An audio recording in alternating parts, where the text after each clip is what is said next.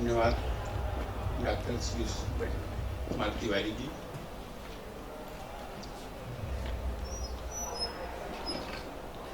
इस सत्र की अध्यक्षता कर रहे आदरणीय प्रोफेसर विजय शंकर शुक्ल जी, विशिष्ट अतिथि प्रोफेसर ए के राय जी,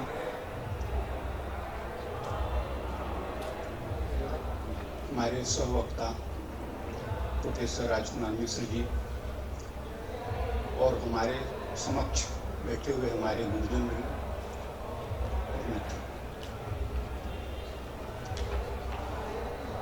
मुझको विषय दिया गया है वैदिक विज्ञान परंपरा पर आघात के प्रयास पूर्व ब्रिटिश काल। पूर्व ब्रिटिश काल अथवा यूरोपियंस के आने के पहले का काल। इस पर जो भारतीय परंपरा पर आघात पड़ा है, ज्यादातर लोगों को ध्यान में है, वह आक्रमणों की एक श्रृंखला है, किंतु उसके दो खंड बन सकते हैं। एक वह जो अत्यंत प्राचीन काल का और उसी के साथ प्राचीन काल का समापन भी होता है, और एक मध्यकाल जिससे आप लोग परिचित हैं। तो इन दो कालों की बात को हम करेंगे। परंपरा पर आघात के प्रयास आधुनिक काल में भी जारी ही हैं। उस पर जो कुछ भी विचार उन लोगों की तरफ से आएगा वो प्रोफेसर राजकुमार मिश्र जी आपके समक्ष रखेंगे।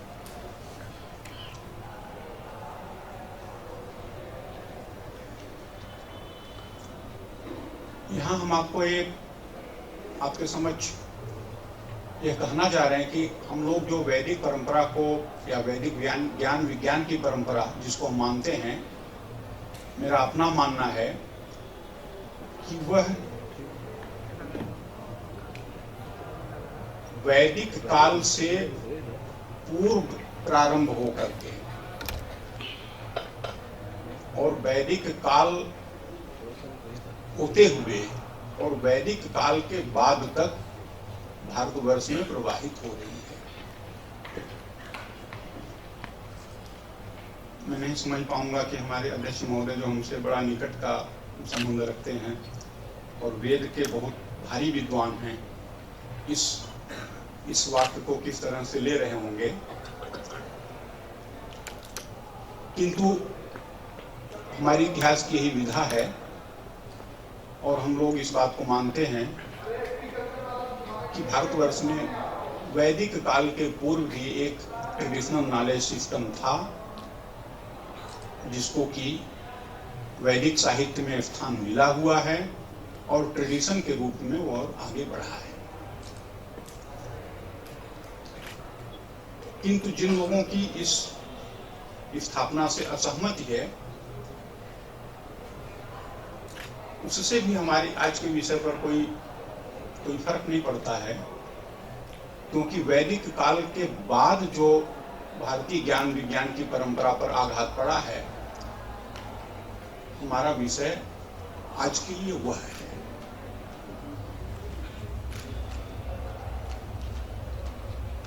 और वैदिक साहित्य के अध्येता भी इस बात को मानते हैं कि लगभग 14वीं-15वीं शताब्दी तक भारतवर्ष में वैदिक ज्ञान विज्ञान से संबंधित विभिन्न ग्रंथ और टीकाएं रची जाती रही हैं, किंतु वह 14वीं-15वीं शताब्दी की जो परंपरा है वह मूलतः दक्षिण भारत में सिमटी हुई थी, और उत्तर भारत तो मेरे समझ से 10वीं शताब्दी के बाद से ही मध्यकालीन बर्बर आक्रमणों से इतना विनष्ट हो चुका था, उसकी परंपरा इस तरह से समाप्त प्राय हो रही थी कि यहाँ के विद्वानों को वस्तुतः दक्षिण में जाकर के ही आश्रय लेना पड़ा है। जो प्रथम आघात भारतीय ज्ञान परंपरा पर हम लोगों को इतिहास की दृष्टि से दिखाई पड़ता है, जिसके बहुत सारे प्रमाण हमारे समक्ष हैं। अभिलेखीय प्रमाण, सिक्कों से प्रमाण, ग्रंथों से प्रमाण और पुरातत्व से।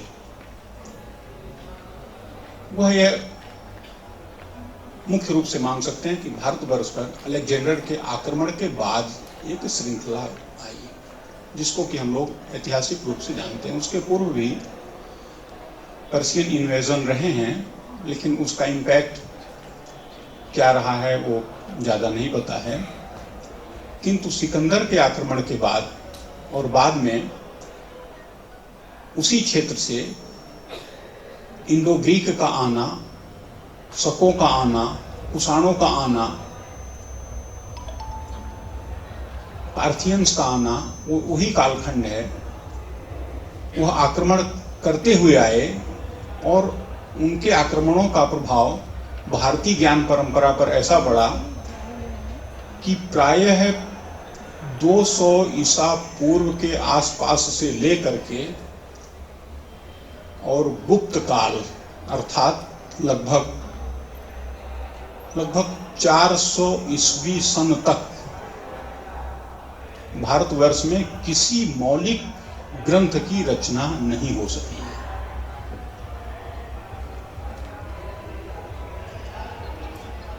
वैदिक साहित्य, शूल साहित्य, वेदांग साहित्य चलते रहे हैं, किंतु किसी भी मौलिक ग्रंथ की रचना इस समयावधि में नहीं रही है। पतंजल के महाभाष्य को अगर हम देखें, वह शुंग काल की रचना है। वहाँ वह एक अंतिम बिंदु दिखता है, उसके बाद से एक बहुत बड़ा गैप है। और इस कालखंड में जहाँ पर हम लोग जानते हैं कि तक्षशिला जैसा विश्वविद्यालय स्थापित हो चुका था, जिसकी प्रसिद्धि पूरे ज्ञात संसार में थी, महात्मा बुद्ध के समय में वह एक बहुत बड़ा ट्रेनिंग लर्निंग सेंटर था। बुद्ध के समकालिक बहुत बड़े चिकित्सक, जीवक वहाँ से विद्या अध्ययन किए हुए थे। और यह माना जाता है कि शायद आयुर्वेद के आचार्य आत्रेय से उन्होंने शिक्षा ली थी, किंतु आत्रेय की तिथि और भी प्राचीन है। और फिर जब हम देखते हैं कि लगभग 4वीं शताब्दी में जब ह्वेनसांग भारतवर्ष की यात्रा कर रहा है, तो उसके समय में तक्षशिला लगभग पराभव की कंडीशन में था।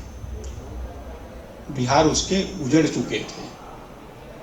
तो वह उजाड़, उतने बड़े शिक्षा केंद्र का उजाड़, वह कैसे हुआ? यदि हम एक उदाहरण ले लें कि हमारी ज्ञान परंपरा पर जो पहला आघात यवनों, शकों, कुषाणों और हुणों के समय में हुआ, हमारे शिक्षा केंद्रों को भी क्षति पहुंची। किंतु ऐसा प्रतीत होता है कि भारतवर्ष उस प्रथम आघात को सहन कर गया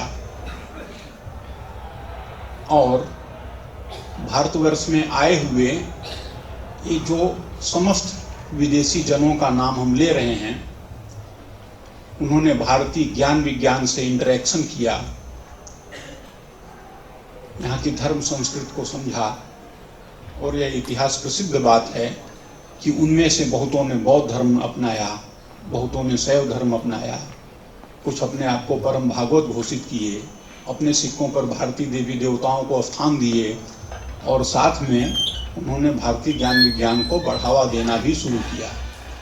इस अवधि में जो हमारे विज्ञान की दृष्टि से जो भी इंटरेक्शंस हमको मिलते हैं, वो दिखता है कि ग्रीक ज्योतिष का वैदिक ज्योतिष से सम्मिलन प्रारंभ हुआ, अर्थात गणित के क्षेत्र में और ज्योतिष के क्षेत्र में एक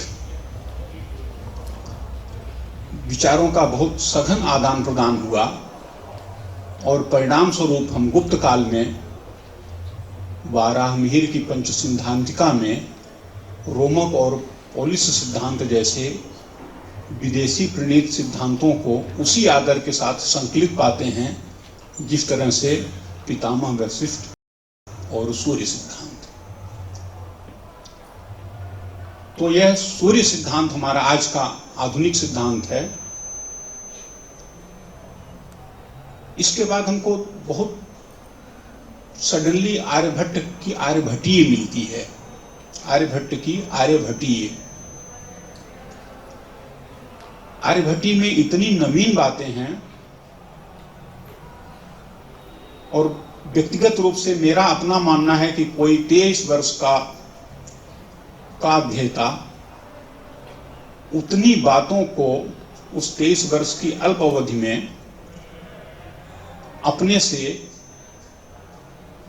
उसने नहीं सीखा होगा, उसकी अपनी मौलिक देन नहीं रही होगी, किंतु उसकी मौलिक देन इस बात में थी कि आर्यभट्ट के समय जब वो आर्यभट्टीय लिख रहे थे तब और लगध मुनि प्रणीत वेदांग ज्योतिष के बीच में लगभग 1000 शताब्दियों का अंतराल हो चुका था, जिसमें भारतीय विज्ञान का ग्रीक ज्ञान विज्ञान से इंटरेक्शन हुआ था और भारतीयों ने ग्रीक ज्ञान विज्ञान की उन सिद्धांतों को, गणित के उन नियमों को जो उनको उपयोगी लगा,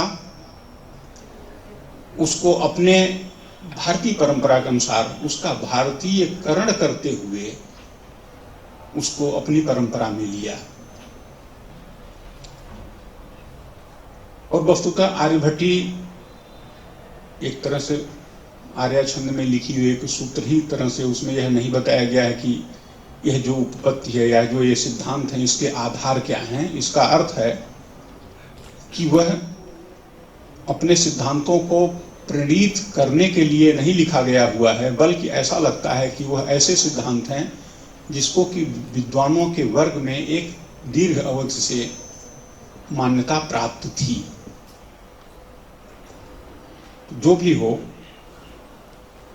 यह प्रथम आक्रमण जिसका एविडेंस हमको तक्षशिला पर मिलता है, हमारे विद्यार्थी भी यहाँ पर बैठे हुए हैं, वो जानते हैं कि तक्षशिला नगर की खुदाई में सर जॉन मार्शल ने बहुत टीलों की खुदाई की, किंतु किसी विशेष बड़े विश्वविद्यालय का स्थान वो नहीं डिसाइड कर सके। बहुत सारे विहार हैं, किंतु तक्षशिला की जो कंडीशन थी उसको देखने पे लग रहा है कि किसी समय वह कुषाण काल में भी थोड़ा सा पुष्पित पल्लवित हो रहा था, किंतु वस्तुतः यूचियों ने, जो कुषाणों के एक लिटिल ब्रांच है, और बाद के काल में हुणों ने उसका विनाश कर दिया था और हुण भी इसी भारतीय परंपरा में समाहित हो गए। किंतु यह जो प्रारंभिक आक्रमण था उसने भारतीय ज्ञान विज्ञान की धारा को थोड़ा सा प्रभावित किया।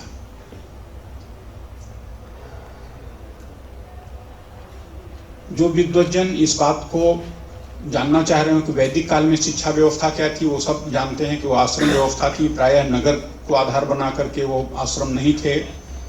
प्रायः विद्यार्थी अपने रोजमर्रा की चीज़ों को स्वतः जुटा लेते थे जंगल से। कहीं कहीं लोग आकर के उनको कुछ अनुदान भी दे देते थे, किंतु वह न तो नगर आश्रित थे और न राज्य आश्रित थे। किंतु प्राचीन भारत के बाद जो अंतिम चरण है, वैदिक काल का अंतिम चरण, उसमें यह परंपरा प्रारंभ हो गई कि बड़े बड़े शिक्षा केंद्र नगरों की राजधानियों से जुड़ने लगे। तक्षशिला जो है गांधार महाजनपद की राजधानी थी, काशी महाजनपद की राजधानी वाराणसी, यह भी शिक्षा का बड़ा केंद्र हुआ। तो इस तरह से महात्मा बुद्ध के समय ऐसा दिखता है कि जो नगर आए भारतवर्ष में, उनके साथ शिक्षा केंद्र जुड़ने लगे। यही कंडीशन मिथिला में, पांचाल में, सब जगह हमको दिख रही है। ये तो जस्ट हमने एक दिग्दर्शन आपके समक्ष प्रस्तुत किया कि उसके पहले क्या था। अब नगरों को निशाना बना करके, नगरों पर आक्रमण करके शिक्षा व्यवस्था को नष्ट किया जा सकता था, वो बात वैदिक काल के लिए नहीं थी। आप जंगलों पर कितना आक्रमण करेंगे, उसको ट्रेस करना मुश्किल था। विद्यालय छोटे थे, लोगों की गुरुकुल परंपराओं में छोटे छोटे विद्यालय थे जिनको चरण कहा जाता था। कई कई शिक्षक इस तरह से रहते थे जो कुछ ही शिष्यों को पढ़ाते थे, अपने ज्ञान विज्ञान के वह आदान प्रदान में बहुत ही स्वतंत्र थे।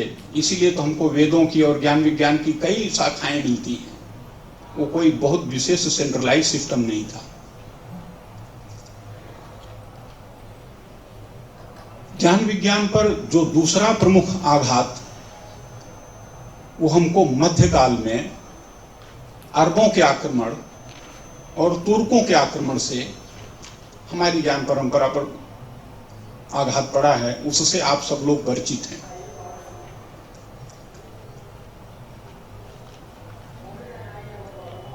बहुत सारे ऐसे अध्येता होंगे जो इस बात को मानते हैं कि भारतीय ज्ञान विज्ञान की स्वतः की अपने कुछ प्रतिफल थे, जिसको कि एक निश्चित सीमा से आगे उसमें विकास संभव नहीं था। अब हम यहाँ पर अपने विषय को थोड़ा सा परिवर्तन कर रहे हैं कि वो लोग जो इस बात में डाउट करते हैं कि भारतीय ज्ञान विज्ञान या वैदिक ज्ञान विज्ञान जो पंच महाभूतों को मानने वाला विज्ञान था, वह आधुनिक दृष्टि से जिस सीमा तक विकास कर सका था उससे ज्यादा उसमें पोटेंशियल ही नहीं था। और कई लोग यह कहते हैं कि यह ज्ञान विज्ञान अपने पुरातन में इस तरह से आबद्ध हो गया कि नवीन या पुनर्जागरण, जो यूरोप का पुनर्जागरण हुआ, जिसमें यूरोपीय देशों में ज्ञान विज्ञान में बहुत तीव्र गति से उन्नति हुई, उसके जगह पर भारत या चीन जैसे पूर्वी देश वो अपने पुरातन में आबद्ध होकर के अपना गौरव उन प्राचीन वेदों में देखने लगे, जिसकी एक अपनी सीमा थी।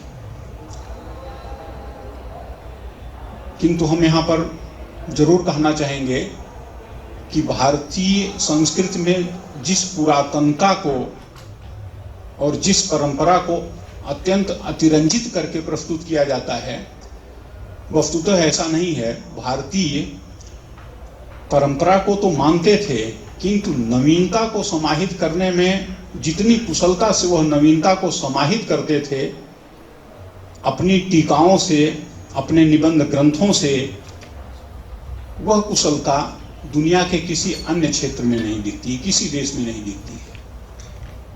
और जो मध्यकालीन यूरोप था, जिसके ऊपर धर्म की जकड़न थी,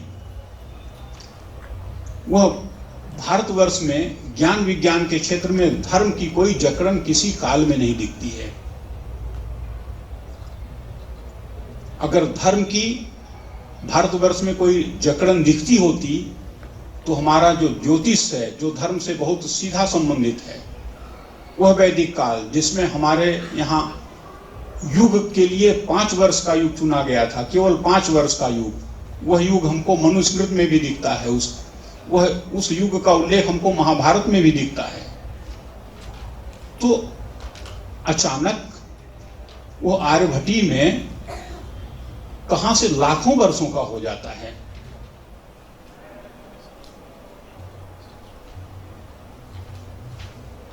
यह कलयुग की कल्पना कहां से आ जाती है? ये तो वैदिक साहित्य की कल्पना ही नहीं है। किंतु हमने माना न और अवधि को बढ़ाया। 60 वर्षीय युग को भी हम मान्यता देते हैं, किंतु जब भारतीय ज्योतिष का ग्रीक ज्ञान विज्ञान से इंटरेक्शन हो रहा था, तो इस बात को आवश्यक मान लिया गया कि अगर समय की विभिन्न इकाइयों को पूर्णांक में लाना है, रखना है, तो हमको पंचवर्षीय युग छोड़ करके किसी लंबी अवधि का युग अपनाना पड़ेगा। तो किसी तरह से भारतीय परिवर्तन विरोधी नहीं थे।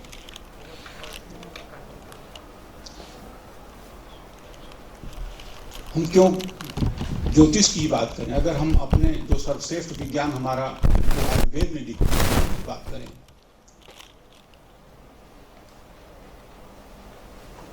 तो यह दिखता है कि आयुर्वेद की परंपरा, इसकी दोनों धाराएं, चाहे चरक की धारा चाहे सुश्रुत की धारा, इन दोनों में बराबर परिवर्तन होता रहा है। ग्रंथ प्रति संस्कृत होते रहे हैं, यहां तक कि चरक संहिता जैसे महत्वपूर्ण ग्रंथों के कुछ अध्याय लुप्त भी हुए हैं और उसकी टीकाओं से या उसकी प्रतियों से उसको फिर से उसकी पूर्ति भी की गई है। चरक सुश्रुत के बाद जो यहाँ पर आयुर्वेद के विद्वान होंगे उस जानते हैं कि वाग्भट्ट बहुत महत्वपूर्ण आचार्य थे।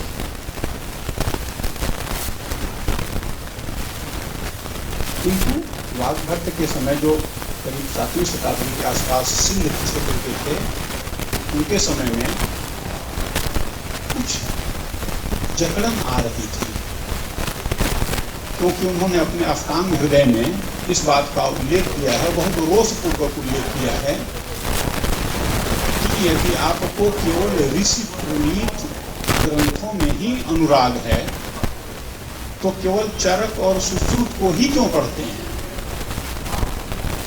आप उससे पूर्ववर्ती आचार्यों को क्यों नहीं पढ़ते? आप भेल वगैरह को क्यों नहीं पढ़ते? और फिर उन्होंने लिखा है कि वस्तुतः हमको प्राचीनता पर न जाकर के जहां कहीं जो कुछ भी ठीक कहा गया है उसको लेना चाहिए। यह स्पिरिट थी भारतीय ज्ञान विज्ञान। एक और जगह पर उन्होंने बड़े ही रोष से कहा है कि यह कौन सी बात हुई, इस बात को ब्रह्मा ने कहा है अथवा ब्रह्मा के बनाए हुए किसी मनुष्य ने कहा है, दोनों में क्या अंतर है? ब्रह्मा कहेंगे तो दूसरी बात होगी, और ब्रह्मा का बनाया हुआ मनुष्य ब्रह्मा से अलग कैसे है? उसकी चेतना तो वही ब्रह्म वाली ही होनी चाहिए ना। अगर ब्रह्मा ने बनाया हो तो ब्रह्मा ने बनाया है अथवा ब्रह्मा के बनाए हुए किसी मनुष्य ने कहा, उससे क्या अंतर आता है? परिणाम तो एक ही होगा। यह स्थिति। तो इसलिए भारतवर्ष किसी भी तरह से यूरोपीय मध्ययुगीय धार्मिक कर्मकांडों से या परंपराओं से उस तरह से नहीं टकरा हुआ था। यूरोप में नागरिक लोग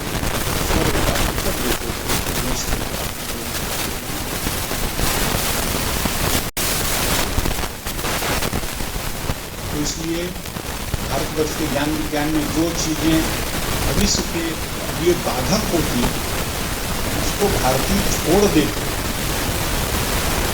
उसका निराकरण वह कर लेते। वो पंचभूत को समझ जाते कि ये 5 तत्वों से ही सारा जगत नहीं बना।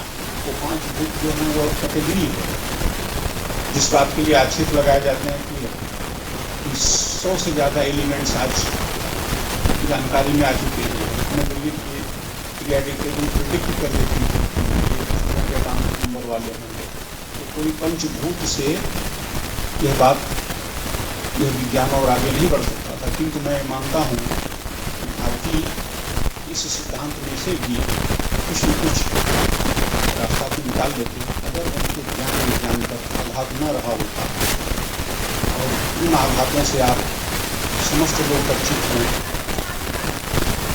और वह आघात अरब आक्रमण से शुरू हुआ।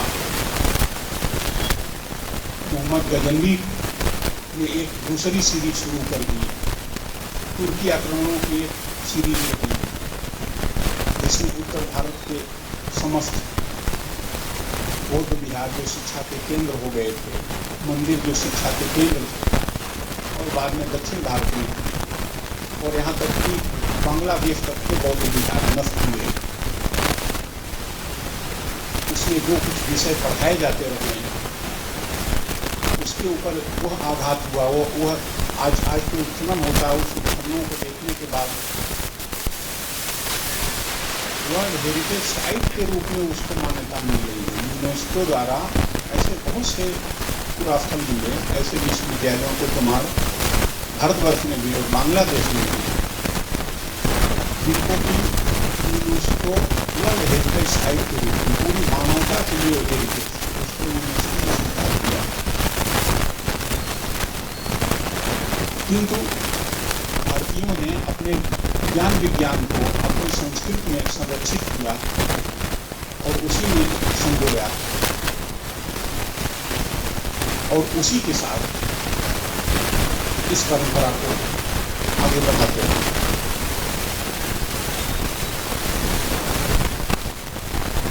देखिए, मैंने कम से कम इससे 25 मिनट दिखाई तो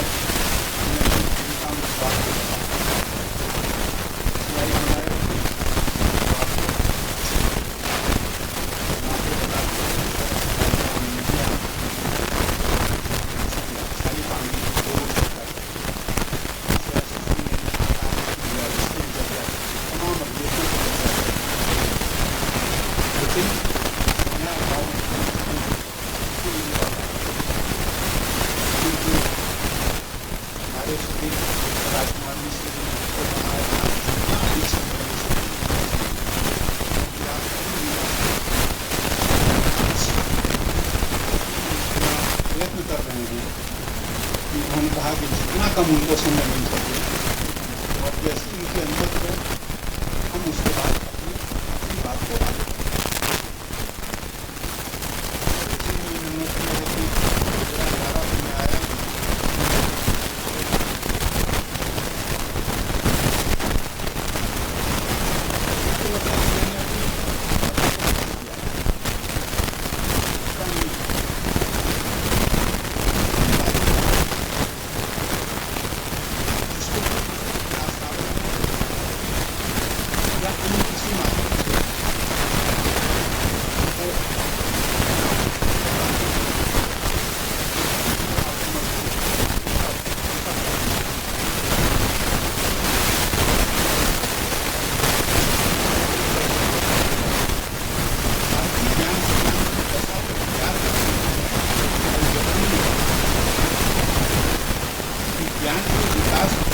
आवश्यक था कि राजा महाराजा विज्ञान को विज्ञान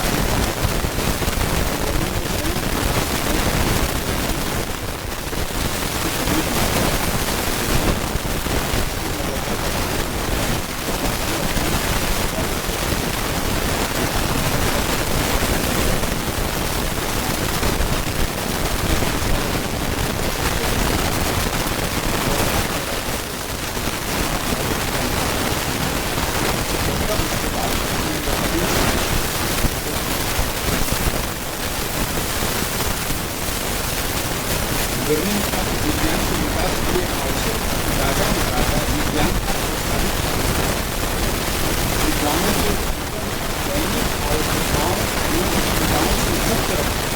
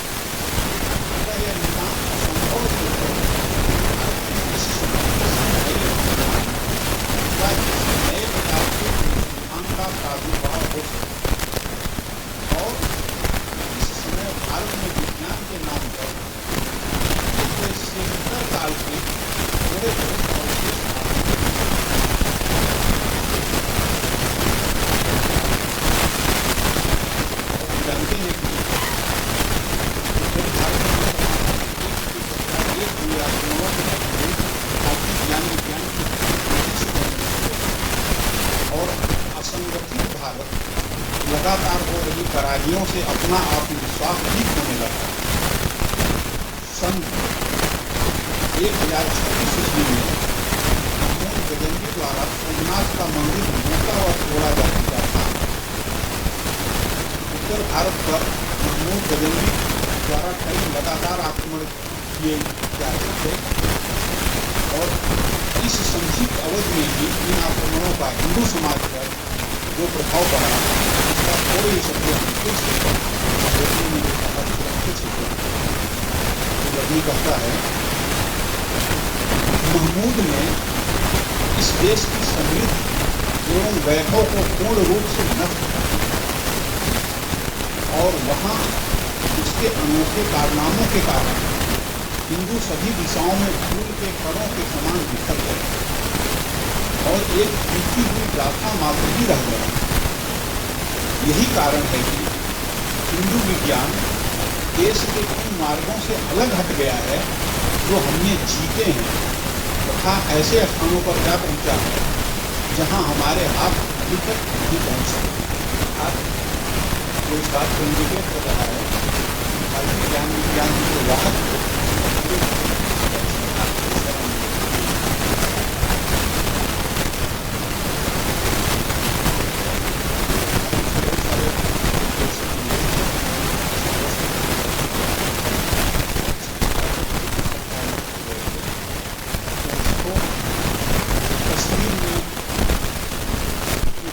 उसको फिर से उसकी पूर्ति की गई और कश्मीरी विद्वान निर्बल ने उसका उद्धार किया।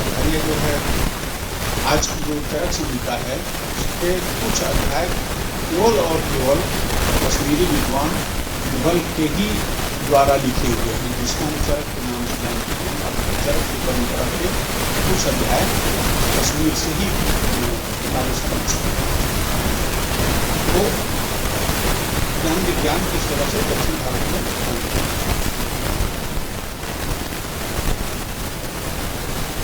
अगर हम यह देखें कि प्राचीन काल से लेकर के लगभग 12वीं सदी तक भारतवर्ष में जो ज्ञान विज्ञान के वाहक संस्थान थे या जो हमने कहा कि महात्मा बुद्ध के बाद नगरों को देखा गया कि नगर ही शिक्षा के केंद्र बनने लगे। प्राचीन आश्रम व्यवस्था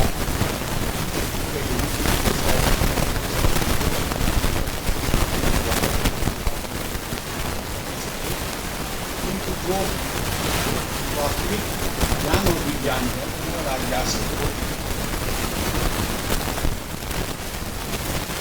और इस कालखंड में तक्षशिला को हमने पकड़ लिया, काशी, कन्नौज, मिथिला, धारा और उज्जैनी की विद्या थी तथा इसमें आने वाले अध्यापक सारे भारतीय उसी तरह से दक्षिणा का निर्माण के कल्याणी, तंजौर, रांची, नासिक आदि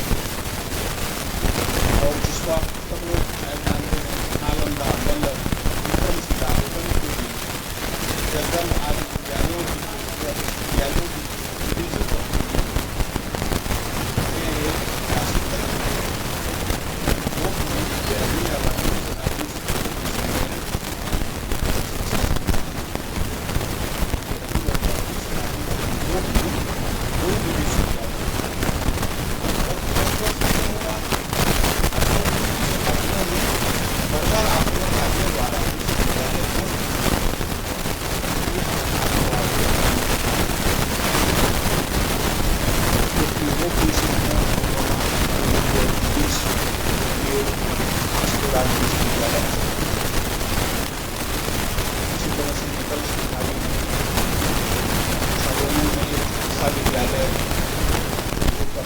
विश्वविद्यालय माना जाता है।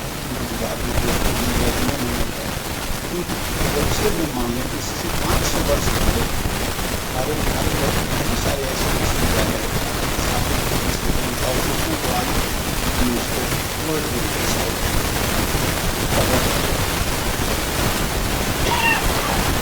विज्ञानों में क्या पढ़ाया जाता था आप अगर लगता हो तो पढ़ाया जाता था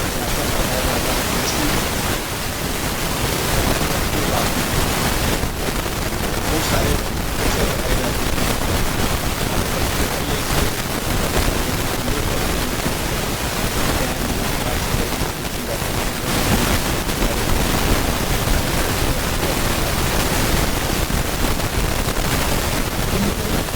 वैज्ञानिक ज्ञान के लिए आवश्यक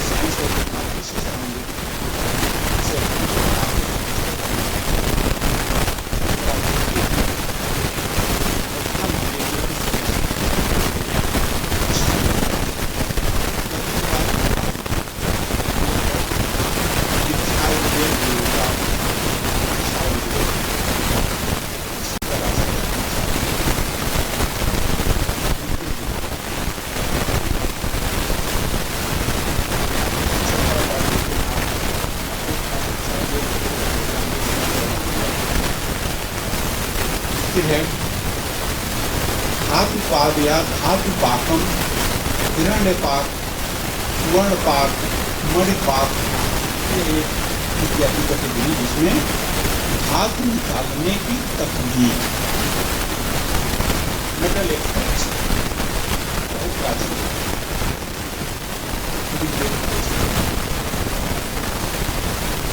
सबको ब्राह्मण वगैरह में इसकी विधियाँ एनालाइज करके बौद्ध ग्रंथों में भी इस तरह के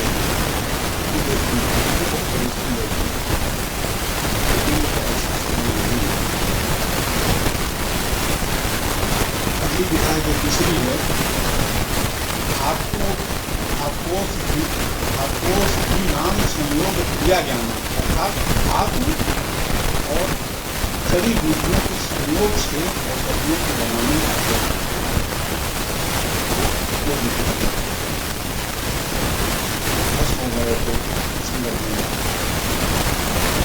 चौथा है धातु आंतर्य पार्थक्य करना, धातु को आंतर्य में संकर करना, निश्चित करना, अर्थात मिश्र धातु में बनाना, एलवाइस बनाना या धातुओं को अलग करना, दोनों विधि।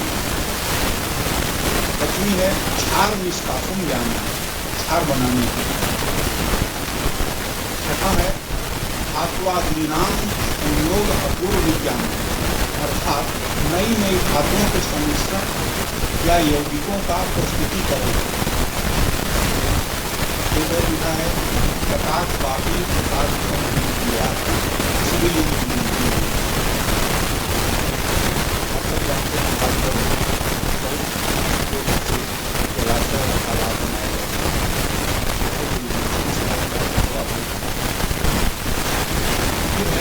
उपकरण या यंत्र प्रयोग, अर्थात यंत्र मातृका, यंत्र क्रिया, यंत्र इसमें सहायता मिलती है या रसायन में, औद्योगिक रसायन में सहायता मिलती है। क्या है मौका रथात ज्ञाना नाम ज्ञान, अर्थात नाव, रथ आदि विभिन्न प्रकार के यानों का निर्माण। दसवां है रत्ना नाम वेदादि सब ज्ञानम व रत्न शास्त्र, अर्थात मूल्यवान रत्नों की परीक्षा, उनके काटने, निखारने व उनको भेजने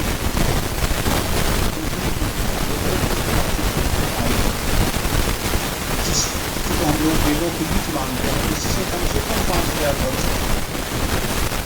देखने की। और मेडिकल साइंस में भारतीय महाद्वीप के उत्तर भाग से निहर गए, वहाँ से दंत चिकित्सा के डेंटिस्ट्री के अगले से प्रमाण मिलेंगे, पूरी दुनिया में सबसे प्रमुख प्रमाण है, और उसको नेचर जैसे पब्लिकेशन में उसको मिला।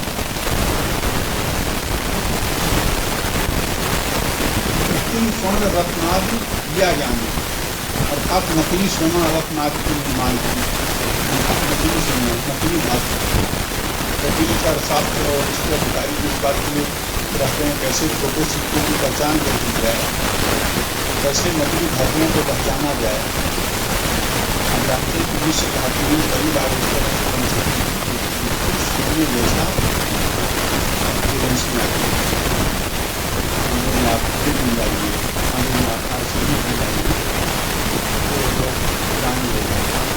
जिंक मिला हो जाएगा, एक मात्रा मिला गोल्ड जैसा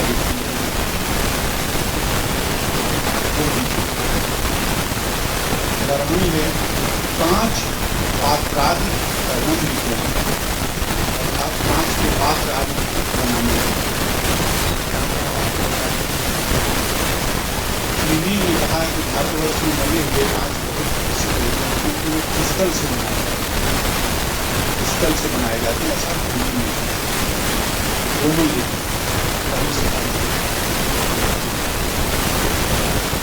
जलानाम संसेचनम संहरणम, अर्थात सिंचाई विद्या जो कृषि के लिए आवश्यक है, इरिगेशन टेक्नोलॉजी ये पाठ्यक्रम में। और 14वां है लोहादिसार शस्त्रास्त्र विज्ञान अर्थात लोहे आदि वस्तुओं से शस्त्र अस्त्र बनाने और ये बाद में जनजातियों में आकर के ब्रिटिश काल तक भारतवर्ष में बने हुए लोहे को इतना उत्कृष्ट माना जाता था कि लंदन ब्रिज और ब्रिटानिया ट्यूबलर ब्रिज दोनों के निर्माण में भारतवर्ष के जनजातीय लोहे का आयात करके किया गया। भारतवर्ष में इंग्लैंड में जो ब्रिज बना उसके बनाने में भारतवर्ष का बना हुआ लोहा प्रयोग, जबकि उस समय यूरोप में औद्योगिक क्रांति हो चुकी थी और बड़े पैमाने पर कारखानों से लोहा बना। भारतवर्ष की बनी हुई परिवारें भारतवर्ष के दूर से आपस में प्राय स्विट्जरलैंड इसकी गाड़ी को दूर दूर तक बढ़ती हुई और यहाँ तक कि अरब कल्चर में हमारे विद्यार्थी को शादी प्रावधान करना उन्होंने कहा कि दूसरी तीसरी शताब्दी में उनके यहाँ उनके देश में ऐसे ग्रंथ मिले जिसमें वो भारतवर्ष बनी हुई तलवारों तुलना नायिका के वेदों की वैसे प्रकाश से की गई कोई शास्त्रीय आचरण की पता भी नहीं चली। तो दिल को इतने टुकड़े करवा देते कि भारत की बनी हुई तलवार अरेबियन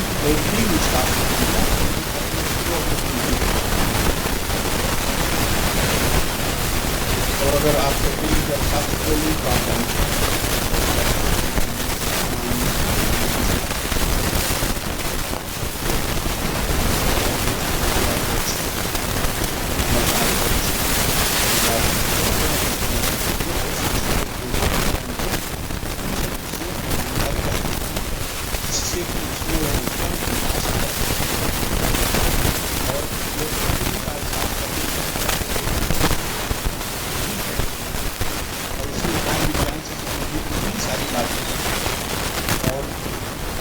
विभाग उसमें बनाए गए हैं।